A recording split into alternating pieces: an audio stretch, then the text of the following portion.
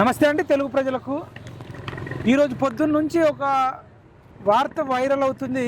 ఆ వార్త ఏంటంటే బీసీల జనగణన గురించి పెద్ద మొత్తంలో వైరల్ అవుతుంది. జనాభాలో సగానికి పైన బీసీలే అని చెప్పేసి చెప్పడం జరిగింది. రాష్ట్రంలో తేలిన బీసీ లెక్కలు అని చెప్పేసి వచ్చింది. మరి అన్నీ ఇప్పుడు మీరు చూడొచ్చు, ఇది లెక్క అని చెప్పేసి బీసీలు 46.25, ముస్లింలలోని బీసీలు అంట 10%, మొత్తం బీసీలు 56.33, ఎస్సీలు 17.43, ఎస్టీలు 10.45, ముస్లింలతో కలిసి ఓసీలు 15.79 అని చెప్పేసి ఇది ఒక సర్వే వచ్చింది. ఈ సర్వే మీద బీసీలలో పెద్ద మొత్తంలో వ్యతిరేకత వస్తుంది. మరి ఈరోజు మనతో ఎంబీసీ మరి మాజీ కార్పొరేషన్ చైర్మన్ అన్నున్నాడు, తాడూరు శ్రీనివాస్ అన్న. మరి ఈ సర్వే మాత్రం దేశ చరిత్రలోనే ముందడుగు అని చెప్పేసి ఉత్తమ్ కుమార్ రెడ్డి, సీతక్క, పొన్నం ప్రభాకర్ అన్న, దామోదర్ అన్న వీళ్ళందరూ కూడా చూపిస్తారు. అన్న మరి కంగ్రాచులేషన్స్, మీరు ఎన్నో రోజుల నుంచి కులగణన చేయాలన్నారు. సంతోషమేనా మరి ఈ కులగణనతో? మహిపాల్, మీరు కంగ్రాట్స్ చెప్తే ఎట్లా చెప్పండి. మీరు ఒక బీసీ బిడ్డ అనుకున్నాం, అది చూసి ఎంత రగులుతున్నారో అనుకున్నాం. జర్నలిస్టుల పాత్ర అమోఘం తెలంగాణ రాష్ట్రంలో. మీరు ఆ సర్వే రాగానే పొద్దున పేపర్లన్నీ చింపేయాలనిపించింది. అసలు ఆ పేపర్లలో వచ్చేదాకా రాలేదు, చేయండి అని మీరే సర్వే చేయమంటే నీ ఇష్టం ఉన్నట్టు చేస్తావా? నాకు అర్థం కాలేదు. ఇది ఒకటి మైపాల్ గారు, నేను ఏమంటున్నా, ఇప్పుడు దీంట్లో ఎంత కుట్రబాజీ లెక్కలు ఇవి.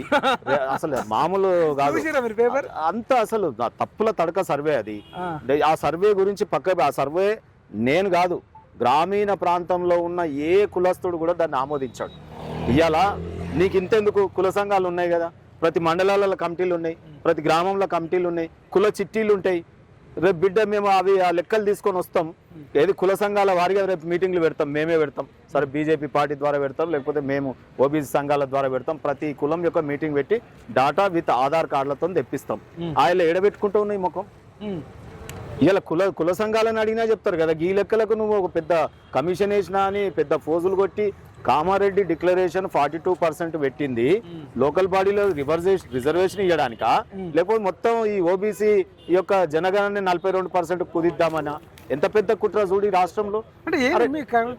అంటే ఎగ్జాక్ట్లీ మీరు ఎందుకు బాధపడుతున్నామంటే, తెలంగాణ రాష్ట్రం సిద్ధించినప్పుడు 2014లో 3,64,00,000 చిల్లర మన దగ్గర మన రాష్ట్రంలో జనాభా ఉంటే దాన్ని ఇలా 3,50,00,000 కుదిస్తున్నాం. అంటే జనాలు చచ్చిపోయారా?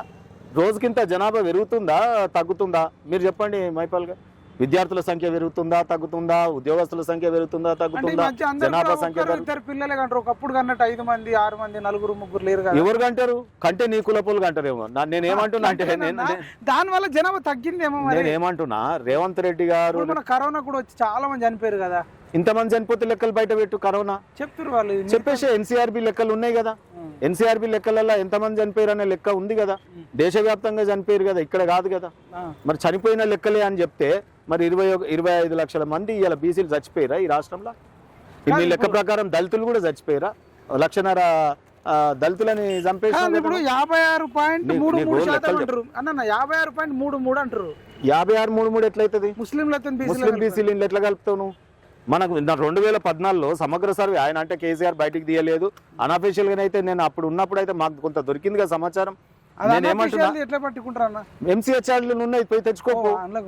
మీరు ఇన్వెస్టిగేషన్ జర్నలిజం చేయండి, పోయి తెచ్చుకోండి, అందులో ఉన్నాయి కదా ఎంసీహెచ్ఆర్డీలో. నేను ఏమంటున్నా, 2014లో ఎస్సీలు 63,60,150 మంది 8 మంది ఉంటారు, 18%. ఇవాళ 61,84,84,300కు 17% కుదిస్తావా దళితులని? అంటే వాళ్ళు రాజ్యాంగం ఇచ్చే రిజర్వేషన్లో కూడా ఘాటా పెడదామని ఆలోచిస్తున్నాడు ఈయన. అంటే వాళ్ళు కరోనా వచ్చో ఆరోగ్యం బాగాలేక కొంతమంది చనిపోయారు. బీసీ సరే, కరోనా వచ్చి చచ్చిపోయారు, మీ మాటకు నేను సై. వాళ్ళు అన్న మాటని మీరు నన్ను అడుగుతున్నా, అనేక మంది ఆరోగ్యం ఖరాబ్, దానికి సై. కరోనా వచ్చి చచ్చిపోయారుగా, అంటే దానికి కరోనాకు బీసీలు ఎస్సీలు అని తెలుస్తుంది. ఓసీలు 5-6% ఉన్న వాళ్ళు ఇలా 15% ఉంటుందా? అంటే ఆ లెవెల్ రావాలే. అంటే కరోనా వాళ్ళని పెంచిపోయింది. ముస్లింలలో ఓసీలను కూడా కలిపిరా? నేను ఏమంటున్నా, ఓసీల లెక్క చెప్తున్నా నీకు. ఓసీలు 2014లో ఉన్నది ఎంత? 8% ఉన్నారు కదా. ఇప్పుడు అదర్ ఫార్వర్డ్ క్యాస్ట్ 31,29,160 8%. ఇవాళ నువ్వు ఎంత చెప్తున్నావు? 47,19,115 మంది పెరిగిరట. 15,89,000 మంది అంటే 16 లక్షల మంది ఎక్కువ కరోనా వచ్చినా వీళ్ళు బతికి బట్టగట్టిరు, మేము అందరం చచ్చిపోయినాం. అవును, వీళ్ళు పేదోళ్ళు కొంచెం ఫుడ్ కరెక్ట్ తీసుకోకపోవచ్చు, మంచి వాళ్ళకి మంచి అదే ప్రోటీన్ ఫుడ్ తిని వాళ్ళేమో బతికిరు. వాళ్ళు మరి మంచి కోటీశ్వరులు. అంటే ఇది అన్యాయమే కదా, మరి ఇది రాజ్యం ఎట్లయితే నాకు అర్థం కాదు. ప్రభుత్వంలో వాళ్ళకు మాత్రమే వాళ్ళకి మంచి యశోద హాస్పిటల్లో అక్కడక్కడ కూడా ట్రీట్మెంట్ దొరికింది. అందుకే కదా ఈ పోరాటాలు. తెలంగాణ తెచ్చుకున్నాక ఇప్పుడు వాళ్ళంతా ఉన్నోళ్ళ సంఖ్యనేమో పెరగడం, లేనోడేమో చచ్చిపోవడం. ప్లేగు వ్యాధి వచ్చిందా, కరోనా వచ్చిందా? కరోనాను కూడా సమర్థవంతంగా మేము చేసినామని చెప్పుకున్న ప్రభుత్వాన్ని కేసీఆర్ గారు చూసినాం కదా. ఇంత అది ఏముందా, పారాసెటమాల్ వేసుకొని బతకొచ్చు అన్నాడు. మరి ఆ పారాసెటమాల్ బీసీలకు పనిచేయలే, ఎస్సీలకు పనిచేయలే, వాళ్ళకి పారాసెటమాల్ పనిచేసిందా? నాకు అర్థం కాదు. ఆయన కూడా చేసిండు అన్యాయం. ఫస్ట్ మీరు ఇక్కడ కాంగ్రెస్ పార్టీ కుట్రని నేను బయట పెడతాను. 10/10/2024లో నేను కమిషన్ వేస్తున్నా, బీసీల లెక్కలు తెలుస్తా, మేము కామారెడ్డి 42% ఇంప్లిమెంట్ చేయాలంటే కులగణన జరగాలి, నేను చేస్తున్నా అని చెప్పి గొప్పలు చెప్పుకున్నావు, ఓట్లు వేసుకున్నావు, నమ్మరని గ్యారంటీ చెప్పినావు, వారంటీ చెప్పినావు, కామారెడ్డి డిక్లరేషన్ చేసినావు, గెలిచి గడ్డకి ఎక్కినావు. గెలిచి గడ్డకి ఎక్కినాక ఇవాళ తూతుంబాలు సర్వే చేయడానికి ప్రయత్నం చేసినావు. దాన్ని ఆ రోజు కోర్టుకు పోయి, హైకోర్టుకు పోయి మా బీసీ నాయకులు పోయి దాన్ని అడ్డుకుంటే డెడికేటెడ్ కమిషన్గా మార్చినావు. ఇవాళ ఫస్ట్ జీవో ఏంది, సెకండ్ జీవో ఏంది, డెడికేటెడ్ కమిషన్ వచ్చింది. సర్వే చేస్తున్నప్పుడు ఏం చేసినావు? వాళ్ళు ఇంటింటికి టీచర్లు ఎవరైనా పోయిరా? ఇలా వాళ్ళు మళ్ళా పని ఒత్తిడికి ఇంకో పిల్లల్ని రిక్రూట్ చేసుకొని 500 ఇచ్చి ఎవరో పిల్లల్ని పెట్టి ఇంటింటికి సగం మొత్తం 1 కోటి జనాభా ఉన్న హైదరాబాద్లో ఎన్ని స్టిక్కర్లు ఉన్నాయి? ఇంటికి మనం పోదాంపా కెమెరా పట్టుకొని, ఏమన్నా స్టిక్కర్లు ఉన్నాయేమో చూద్దాం, ఇది కులగణన చేసినట్టు. రెండోది నేను ఏం చెప్తున్నా అంటే, నువ్వు ఒకవైపు ఈ డెడికేటెడ్ సర్వే చేస్తున్నప్పుడు అధికారులను ఇవ్వకుండా నువ్వు రేషన్ కార్డుల సర్వే, ఇందిరమ్మ ఇండ్ల సర్వే అని పెడితివి, ప్రజలందరినీ ఎంఆర్ఓల ఆఫీసుల చుట్టూ దింపుతివి, ఈ అధికారులందరినీ అక్కడ ఎంగేజ్ చేస్తేవి. మరి సర్వే ఎవరు చేసిరుగా? అంటే నీ కళలో పడ్డదా ఈ సర్వే? నువ్వు ఉత్తమ్ కుమార్ రెడ్డి, జానారెడ్డి కూర్చొని చేసినారు. అందుకే ఈ సర్వే ప్రకటించేది చూడు. ప్రకటించటైన కులందేమో 15 లక్షలు పెరిగింది, మేము 21 లక్షల మందిని చచ్చిపోయినామట. ఉత్తమ్ కుమార్ రెడ్డి సర్వే ప్రకటిస్తాడు, ఆయన దానికి సబ్ కమిటీ. కేసీఆర్ అయినా, ఉత్తమ్ కుమార్ రెడ్డి అయినా, జానారెడ్డి అయినా, రేవంత్ రెడ్డి అయినా అందరు ఒకటే ముఠ, ఓబీసీలకు వ్యతిరేక ముఠ. నేనేమంటున్నా అంటే ఇది ఒక్కటి మీరు గమనించండి. నేనేమంటున్నా లీగాలిటీ.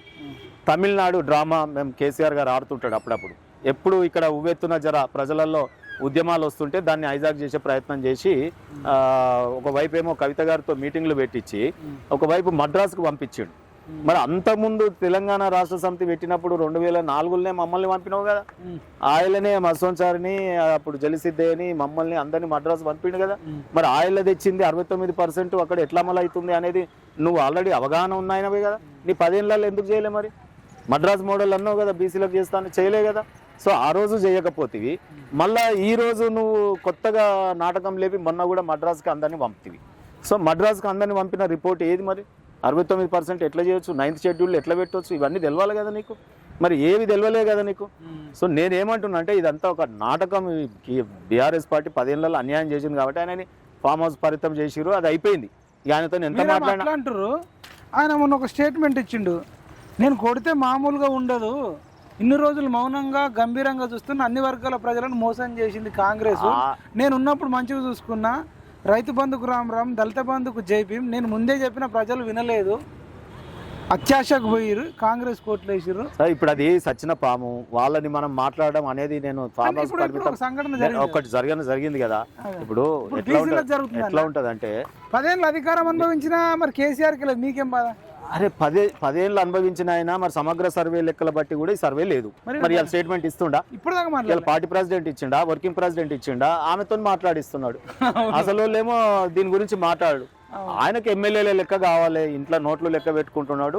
ఎంతమంది ఎమ్మెల్యేలను కొందాము, ఎట్లా పార్టీలను చీల్దాం, ఎట్లా ప్రభుత్వాలను కూలదోద్దాం, ఆ కుట్రలో ఆయన ఆట ఆడుతున్నాడు. ఆయన ఇప్పుడు ఓబీసీల మీద ఆయనకు ఎన్నడూ లేదు సార్. ఓబీసీలకు ఆయన మంత్రివర్గంలో ఎంతమంది ఉన్నారు, ఆయన ఎన్ని ఎమ్మెల్యే టికెట్లు ఇచ్చారు, ఆయన సర్వే ఏ రకంగా చేసిండు, ఆయన సమగ్ర కుల సర్వేలో ఎన్ని కులాల లెక్కలు తప్పులు తెలిస్తే అనేక కులాలు ఎంత ఇబ్బంది పడ్డారు ఆ రోజు.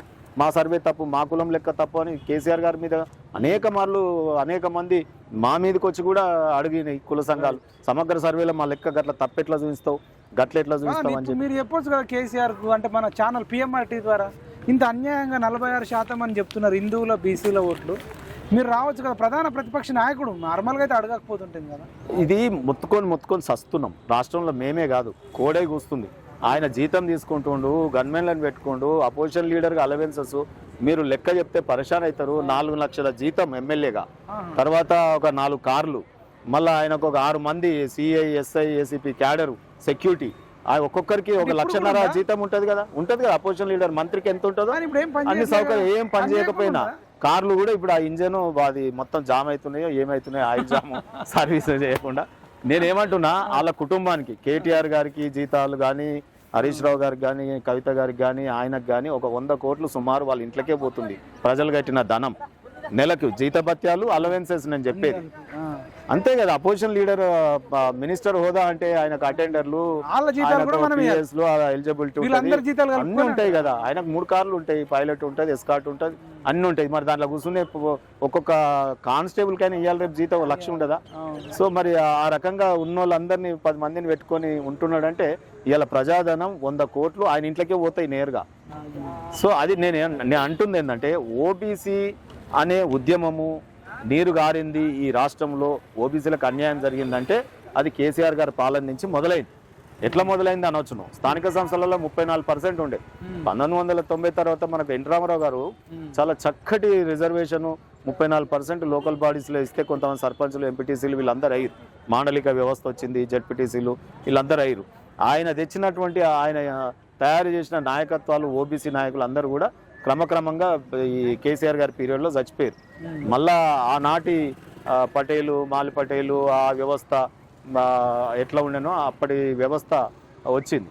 నేనేమంటానంటే, ఇక్కడ ఆయన చేసిన అన్యాయానికి ప్రజలు ఆయనకు వాత పెట్టిరు, ఫామ్ హౌస్ పరిమితం చేశారు. కానీ నాకే ఓటేస్తారు, నాకు వేయండి, నేను మళ్ళీ మంచిగా చూసుకుంటాను. ఈ జన్మల నమ్మరు ఒక రాజకీయ నాయకుడిని అంటే అది కేసీఆర్. నేను అంటే ప్రజలు నమ్మరు అంటున్నాను. బీసీలకు 50% ఇస్తే నేను వస్తే నన్ను గెలిపిస్తే ఆయన మస్తు చెప్తారు. ఆయన విన్నాం కదా, దళితుల ముఖ్యమంత్రి చేస్తా అన్నది అవన్నీ ఉన్నాయి కదా. కులాలను మోసం చేసిరని నీకు అనేసార్లు చెప్పిన. కుమరోళ్ళకు ఎమ్మెల్సీ అన్నాడు, సాగలోళ్ళకు ఎమ్మెల్సీ అన్నాడు, మంగళూరులకు ఎమ్మెల్సీ అన్నాడు, పద్మశాలకు ఎమ్మెల్సీ అన్నాడు, రేపు నువ్వు పోతే నీకోటి అంటాడు. ఆయన కట్టె తుపాకి మాటలు ఎన్నైనా మాట్లాడిండు ఆయన. నేనేమంటున్నా అంటే, ఫైనల్ గా ఇవాళ ఓబీసీ కమిషన్ ఏదైతే వేసి డెడికేటెడ్ కమిషన్, ఈ రోజు ఓబీసీలని కానీ ఎస్సీలని కానీ మోసం చేసే రిపోర్ట్ ఇస్తున్నావు. మీరు రిప్రజెంట్ చేస్తున్న కులం యొక్క సంఖ్య ఎట్లా పెరుగుతుంది? ఓబీసీలు దళితుల ఈ సంఖ్య ఎట్లా తగ్గుతుంది? నువ్వు అన్న కరోనా వల్ల చచ్చిపోయిరా లెక్కలు బయట పెట్టు. లేదు నీకు ఏం ప్లేగ్ వచ్చిందా, మాకు గత్తర వచ్చిందా, ఓబీసీలకు దళితులకే వచ్చిందా, ఆ గత్తర మీకు రాలేదా, మా పాపులేషనే తగ్గుతుందా? ఇలా ఎందుకు ఇట్లా జరిగింది అనేది రేపు ఓబీసీలు కర్రు కాల్చి వాత పెడతారు. నువ్వు ఓబీసీలతో కొరితో దళితులతో పెట్టుకుంటున్నావు అంటేనే ఇది 5 ఏళ్ల ప్రభుత్వం కాదు, ఇక నీకు 5 రోజులకు వచ్చింది. ఒకవైపు నిన్న ఎంత శరం ఉండాలి నాకు అర్థం కాదు. ఆడ మీటింగ్ అవుతుంటది వరంగల్లో, నువ్వు ఈడ సర్వే ప్రకటిస్తుంటావు. అంటే ఆడ కోరుతున్నది ఏంది ప్రజలందరూ? నిన్న అయింది కదా వరంగల్లో బీసీల ఒక సభ అయింది కదా. ఒకవైపు సభలు సమావేశాలు, ఒకవైపు ఉద్యమాలు, ఇవన్నీ జరుగుతుండగానే నీకు ఇంత భయం భక్తి లేకుండా ఓబీసీలు అంటే దళితులు అంటే అసలు నువ్వు ఏం ఆలోచిస్తున్నావు, ఏమనుకుంటున్నావు? నువ్వు ఈ రాష్ట్రంలో ఏం కాదు అనేది కులపిచ్చి నీకు ఉందని తెలుసు, కానీ ఇంతగానే ఉందని మేము కూడా అనుకోలే. ప్రజలు మోసపోయారు. ఇప్పుడన్నా ఓబీసీలు దళితులు కళ్ళు తెరుస్తారు. మీకు లెక్కలు చెప్పినా ఎంతమంది అనేది. ఇవాళ 21 లక్షలు తగ్గింది జనాభా బీసీలది, ఇవాళ దళితులది తగ్గింది. సో ఎట్లా తగ్గిస్తారు చెప్పండి మీరు? సో దళితులు ఓబీసీలు ఇద్దరు కలిసిరంటే రేపు నీ మీద తిరగబడ్డారంటే అయిపోయింది, నీ పని అయిపోయింది. తస్మాత్ జాగ్రత్త. నేను ఒకటే చెప్తా ఉన్నా, నూకలు జల్లినాయి ఈ గవర్నమెంట్కి. తీన్మార్ మల్లన్న కూడా అంటుండ్రు, రేవంత్ రెడ్డి చివరి సీఎం, రెడ్డి సీఎం, నెక్స్ట్ అయ్యేది బీసీ సీఎం అంటుండు. ఏంది మరి తీన్మార్ మల్లన్న నేను పెట్టిన ఆ మాటల మీద కానీ, ఆ సభ మీద కానీ మీ ఒపీనియన్? చెప్పినాం కదా, బీజేపీ ఇది కనిపెట్టే ఓబీసీ సీఎం అన్నది రాష్ట్రంలో. ఎందుకన్నా ఓబీసీలు ఈ రాష్ట్రంలో ఎక్కువగా ఉన్నారు. ఇప్పటి వరకు పొలిటికల్ రిజర్వేషన్స్ లేవు కాబట్టి, అన్యాయం జరిగింది కాబట్టి బీజేపీ ఇక్కడ తెలంగాణ రాష్ట్రానికి ఓబీసీ సీఎం ఇస్తామన్నాం పక్క 100%. మీకు టికెట్లు తెలుస్తలేవా? ఇంతెందుకు ఇప్పుడు ఇంత జరుగుతుంది. ఎమ్మెల్సీ టికెట్లు కాంగ్రెస్ పార్టీ ఎవరికి ఇచ్చింది? మరి మేము ఇచ్చినాం బీసీలకి. మొత్తం వాళ్ళు బరిదెగించి కాంగ్రెస్ పార్టీ ఒక కులానికి అన్నట్టు పార్టీ, అది ఒక కుల సంఘం లాగా మారిపోతుంది. మేము అందరికీ ఉపయోగపడేటటువంటి పార్టీ ఇవాళ ఈ రాష్ట్రంలో బీజేపీ ఉంది. నేను ఏమంటున్నా అంటే ఇవాళ ఓబీసీలు దళితులు కింద రాష్ట్రం మళ్ళీ ఒక తెర ఉద్యమానికి, అరే 60 ఏళ్ళు పోరాటం చేసి తెలంగాణ రాష్ట్రం అలసి సొలిసి ఉన్నటువంటి రాష్ట్రంలో మళ్ళొక ఉద్యమం స్టార్ట్ చేస్తున్నాం. మళ్ళీ ఎంతమంది బిడ్డల్ని ఓబీసీ బిడ్డల్ని పొట్టన పెట్టుకుంటాడు రేపు. మళ్ళా నేను ఒకటే చెప్తున్నా ఈ ప్రభుత్వానికి, ఓబీసీలు దళితులు రేపు ఉద్యమిస్తే కనుక ఈ అగ్నిగుండమై ఈ రాష్ట్రంలో దాంట్లో నువ్వు తగలబడిపోతావు, మళ్ళీ నామోనిషాలు లేకుండా పోతుంది. ఇవాళ కాంగ్రెస్ పార్టీ మళ్ళీ ఒక్కసారి పోయిందంటే అందులో దలగబడ్డదంటే మళ్ళీ కూడా రాదు. నిజంగా ఇప్పుడు దీని మీద అసంతృప్తి ఉందన్న, అసంతృప్తి గ్రామం ఇవాళ లేచి కూర్చున్నారు. డిస్కషన్ కాదు. ఇప్పుడు పొద్దు నుంచి నేను 20 మీటింగ్లు పోయినా. ఎంత ఉంటారు బీసీల జనాభా? బీసీలు 62 నుంచి 65% బీసీలు ఉంటారు. అంటే ముస్లింలు కలుపుకోనా? మొత్తం లేదు, అది ఎప్పుడండి కలిపింది? నేను ఇప్పుడు మీకు చెప్పినా అర్థమవుతలేదా? వితౌట్ హిందూ బీసీలే మీకు 2014 లెక్క చెప్పిన సమగ్ర సర్వే, అదే తప్పుల తడక అంటున్నాం మేము. దాంట్లోదే కదా నేను ఇప్పుడు చెప్పింది. అసలు అది పోనీ నేను ఏమంటున్నా, 3.5 కోట్ల జనాభాని ఇలా 4 కోట్లు అవుతుంది కదా తెలంగాణ జనాభా. నువ్వు దాన్ని కూడా 3.5 కోట్లు ఎట్లా అంటావు? 3,60,00,000 జనాభా తెలంగాణ రాష్ట్రం 2014. మరి ఇవాళ ఎంత ఉండాలి నువ్వే చెప్పు. ఒక 1% వేసిన ఏడాదికి 1% అన్న పెరుగుతుంది కదా. ఇలా భూములు పెరుగుతలేవా, ఇండ్లు పెరుగుతలేవా, నీ రేషన్ కార్డులు పెరుగుతలేవా? నీ లెక్కనే మొన్న తేలింది కదా, నీ రేషన్ కార్డుల లెక్క తీసుకోను. అంటే మీరు ఏమంటారు ఫైనల్ ఇది లేదో వాళ్ళే కూర్చుని రాసుకొచ్చిరంటారా? కూర్చుని కూడా రాయలే. ఈయన రేవంత్ రెడ్డి ఎంత ఇయ్యమంటే ఉత్తమ్ కుమార్ రెడ్డి, జానారెడ్డి వీళ్ళందరూ కలిసి పన్నాగం చేసి ఇగో గింత అని చెప్పి ఏదో శంఖంలో తీర్థం వేసినట్టు కమిషన్కి వెళ్ళి ఇప్పించి అసెంబ్లీలో తీర్మానం పెట్టి ఆడ సెంట్రల్కు పంపి రేపు బీజేపీని బదలాం చేయాలి. ఇది వాళ్ళ కుట్ర. అసలు సంగతి ఇది రాజకీయ క్రీడ ఆడుతున్నారు వాళ్ళు. ఓబీసీల పట్ల మిగతా రాష్ట్రాలలో వాళ్ళు అంటారు అన్ని రాష్ట్రాలలో. నేను తమిళనాడు అంటున్నా ఉన్నది, మరి నువ్వు ఎట్లా ఇస్తావు? నీకు తెలివి లేకపోతే ఒక డ్రాఫ్ట్ ఆయన ఈశ్వర్య గౌడ్ గారు తయారు చేసినారు. లెక్కలు చిరంజీవి గారు ఒకవైపు చెప్తా ఉన్నారు, జాజుల శ్రీనివాస్ గౌడ్ మేము అందరము పొద్దున్న నుంచి ఇవాళ 10 మీటింగ్లు అవుతా ఉన్నాయి. మొత్తం ఓబీసీలు అందరూ అన్నా ఇవాళ దిష్టి బొమ్మలు తలగబెడదాం, అవి తలగబెడదాం, అవి ఇవన్నీ మాట్లాడుతూ ఉన్నారు. ఇవాళ విద్యార్థులు కూడా అనేక మంది ఓబీసీ సంఘాలు వచ్చినాయి. రేపు ఒకటే నేను చెప్తా ఉన్నా, రాజ్యాంగం బుక్ పట్టుకొని తిరుగుడు కాదు. రాహుల్ గాంధీ గారు రాజ్యాంగంలో ఉన్న ఆర్టికల్స్ చదువుకో. చదివినోనికి పుస్తకాలు చేతులు అవసరమా? మైండ్లు ఉంటాయి. నువ్వు చక్కగా చదివి ఉంటే ఆ పుస్తకం పట్టుకొని తిరగాల్సిన అవసరమే లేదు రాహుల్ గాంధీకి. కాన్స్టిట్యూషన్ ఆయన చదివి ఆర్టికల్ ఇవాళ 242 ఏం చెప్తుంది, 342 ఏం చెప్తుంది, ఇవాళ 39C ఏం చెప్తుంది, మేము చెప్తా ఉన్నాం 15(4), 16(4) ఇవేగా మొత్తం 5-6 యాక్ట్లు ఉన్నాయి. ఇవి చదువుకో, లేకపోతే ఒక లాయర్ దగ్గర ట్యూషన్ చదువు. రేవంత్ రెడ్డి గారికి ఒకటే చెప్తా ఉన్నా, నీ కుర్చీ కదులుతుంది, నీ ఇష్టం. నువ్వు ఓబీసీ దళితులు రేపు రాష్ట్రంలో అగ్ని జ్వాలలై నువ్వు ఆ పోరాటం మళ్ళా ఉవ్వెత్తున వస్తా ఉంది. ఆ సరిలో మంట కాల్చుకుందామంటే మాత్రం నువ్వే కాలిపోతావు. 42% స్థానిక సంస్థలలో రిజర్వేషన్ ఇస్తే ఓకేనా? మరి అదే డిఫరెంట్ మీకు కలగలుపు మీకు చెప్పడానికి నేను ప్రయత్నం చేస్తున్నాను. 42% లోకల్ బాడీస్ లో ఇవ్వడం అనేది నీ కామారెడ్డి డిక్లరేషన్. నువ్వు మాట ఇచ్చినావు, ఎట్లిస్తావు అయ్యి. నీకు చేత కాకపోతే మమ్మల్ని అడుగు, ప్రతిపక్షాలను వీలు, లేదు బీసీ సంఘాలను వీలు, మేము చెప్తాం. మేము ఒక డ్రాఫ్ట్ తయారు చేసినాం, దాన్ని బట్టి నువ్వు 42% ఎట్లా ఇవ్వాలనో మేము చెప్తాం. అది లోకల్ బాడీ ఎన్నికలు. నీ జనాభా ఎందుకు తగ్గించినావు నువ్వు? రేపు విద్యా ఉపాధి అవకాశాలలో మేము దెబ్బతింటున్నాం కదా. నీ కుట్ర ఇక్కడ ఉంది కదా, అసలు కుట్ర. నువ్వు దాన్ని ముడిపెట్టి దీన్ని కలుపుతా అంటే ఎట్లా? 42% ఓన్లీ లోకల్ బాడీ ఎలక్షన్. ఏం చేస్తారు నెక్స్ట్ కార్యాచరణ ఏం చేస్తాము? తెలంగాణ ఉద్యమం చేసిన దగ్గర తెలంగాణ రాష్ట్రంలో తెలంగాణ రాష్ట్ర ఉద్యమంలో మీరు పార్టిసిపేట్ చేసి రేపు ఎట్లా ఉద్యమాలు జరుగుతాయి తెలియదు. తెలంగాణ రీసర్వే చేయాలి, వెంటనే రీసర్వే చేయాలి, దాన్ని తగలబెట్టాలి. సైమన్ గో బ్యాక్ లాంటి ఉద్యమాలు వస్తాయి. అర్థమైందా? ఇప్పుడు ఆయన ఒక్క పొన్నం ప్రభాకర్ గారిని పెట్టి పాపం ఆయనకు అధికారం ఇవ్వకుండా, ఈ సర్వే ప్రకటన కూడా ఆయన చేయకుండా మీరు ఎవరండి చేసేది? సో కాబట్టి మైపాల్ గారు, బీసీ జర్నలిస్టులందరికి పిలుపునిస్తున్నాం, బీసీ విద్యార్థులకి, బీసీ కార్మికులకి అందరికి ఇస్తున్నాం. మేము రేపు ఉవ్వెత్తున ఈ రాష్ట్రంలో ఉద్యమం లేస్తుంది. అందరు అనుకుంటారు ఇక ఇవన్నీ వేస్ట్ రాబోయి బీఆర్ఎస్ కాంగ్రెస్ కనీసం ఆ ఓబీసీ ముఖ్యమంత్రిని చేస్తాన్న బీజేపీ వైపు ప్రజలందరూ చూస్తారు. ఓకే, మీకు ఇంకొకటి బీజేపీ కూడా ఒకటి గుడ్ న్యూస్ అనుకుంటా. 12,75,00,000 వరకు ఐటీ లేదు మేడం. సర్ప్రైజ్. వేతన జీవులకు బోనంజా, 1 కోటి మందికి ఊరట అని చెప్పేసి ఒక పెద్ద స్టేట్మెంట్ వైరల్ అవుతుంది. ఇది మీ బీజేపీకి రేపు రాబోయే ఎమ్మెల్సీ ఎన్నికల్లో మొత్తం టీచర్లే ఉంటారు కదా, టీచర్ ఎమ్మెల్సీలో ఇప్పుడు నల్గొండ, ఖమ్మం, వరంగల్, మెదక్ కానీ అటు ఇటు సైడ్ కానీ అన్నకల్లా జరుగుతున్నాయి కదా, అటు నల్గొండ, వరంగల్, ఖమ్మం, ఇటు కరీంనగర్, నిజామాబాద్, మెదక్, ఇటు సైడ్ అంటే మీకు ఏమైనా హెల్ప్ అవుతుందా? టీచర్లు మీకు ఏమన్నా హెల్ప్ కాదు, మొత్తం హెల్ప్ అవుతుంది. ఎందుకైతుంది అంటే టీచర్లు అందరూ 12 లక్షల లోపు సాలరీస్ దాన్ని ఎగ్జామ్షన్ ఇచ్చినందుకు ఎక్కువ బెనిఫిట్ ఎవరికి అంటే టీచర్లే. కరప్షన్ కూడా చేయరు, ఓన్లీ జీతం మీద ఉంటారు. ఆ జీతంకి ఇంత ఎల్ఐసీలు కట్టుకోనో ఇంత హెల్త్ కంపెన్సేషన్ తీసుకోనో ఆ 12 lakhs లోపల వాళ్ళు చూపించుకుంటారు. కాబట్టి వాళ్ళకి ఎంత గొప్ప రిలీఫ్ వచ్చింది టీచర్లకి. చాలా మంది ఫోన్లు వస్తున్నాయి, టీచర్లు హ్యాపీ కాదు, స్వీట్ బాక్సులు తెచ్చిస్తారు బీజేపీల పార్టీ నాయకులకి. బడ్జెట్ లో ఈ రకంగా మిడిల్ క్లాస్ వాళ్ళకి ఉపయోగం, మిడిల్ క్లాసే ఓటర్స్ ఉంటారు ఇప్పుడు రేపు గ్రాడ్యుయేషన్ కానీ దీనికి కానీ.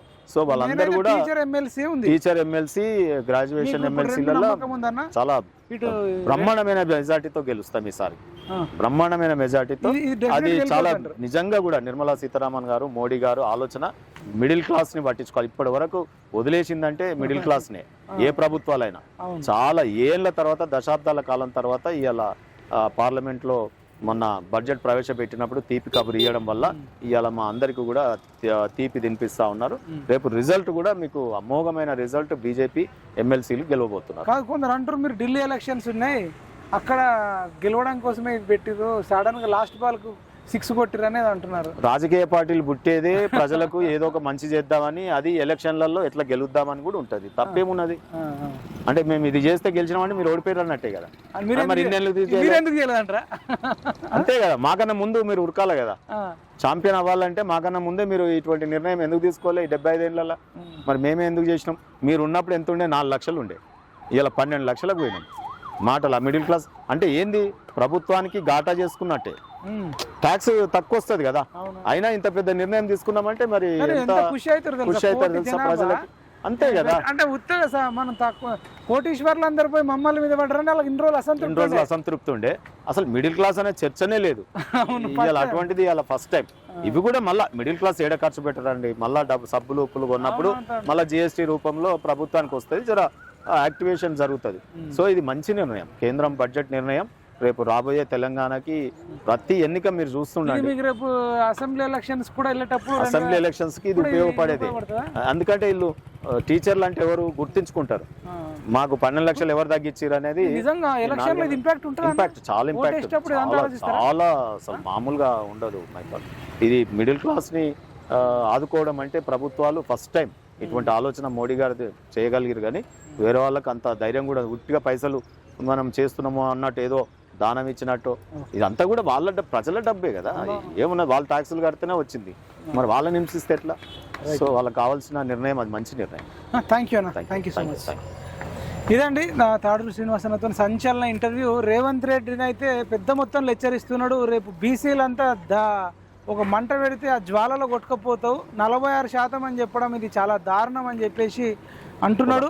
నిజంగానే మరి ఆ బీసీలలో కూడా కులాల వారిగా అంటే ముదిరాజులు ఎంత ఉన్నారు, కుమ్మరి ఎంత ఉన్నారు, కమ్మరి ఎంత ఉన్నారు, పద్మశాలి ఎంత ఉన్నారు, యాదవులు ఎంత ఉన్నారు, కుర్మలు ఎంత ఉన్నారు, మునురు కాపులు ఎంత ఉన్నారు, గౌడులు ఎంత ఉన్నారు, గంగపుత్రులు ఎంత ఉన్నారు, బలిజలు ఎంత ఉన్నారు, రజకులు ఎంత ఉన్నారు, వడ్డెరలు ఎంత ఉన్నారు, నాయి బ్రాహ్మణులు ఎంత ఉన్నారు, ఇట్లా అనేక విషయాలు కూడా బయట పెట్టాల్సిన అవసరం ఉంది. ఇప్పుడు అందరైతే ఏదైతే బీసీ నాయకులు లేవనెత్తిన ప్రశ్నలన్నిటికీ కూడా కాంగ్రెస్ ప్రభుత్వం సమాధానం చెప్పాల్సిన అవసరం ఉంది. గతంలో కంటే జనాభా తగ్గిందంటున్నారు, ఆ జనాభా కేవలం బీసీలదే తగ్గిందంటున్నారు, ఓసీలకు తగ్గలేదనే ప్రశ్నలు అయితే వస్తున్నాయి. దీనిపైన మనం మరిన్ని ఇంటర్వ్యూలు చేద్దాం. చూస్తూనే ఉండండి PMR TV. జై జవాన్, జై కిసాన్, జై